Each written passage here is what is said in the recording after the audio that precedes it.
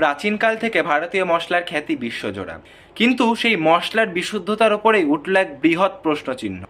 Singapore, Hong Kong এবং নেপাল ভারতের বিখ্যাত মশলার ব্র্যান্ড এমটিএইচ এর 3টি এবং এভারেস্টের একটি মশলা নিষিদ্ধ বলে ঘোষণা করেছে। তাদের অভিযোগ, মশলাতে মাত্রাতিরিক্ত কীটনাশক হিসাবে ইথিলিন অক্সাইড মেশানো রয়েছে, যা স্বাস্থ্যের পক্ষে অত্যন্ত ক্ষতিকারক।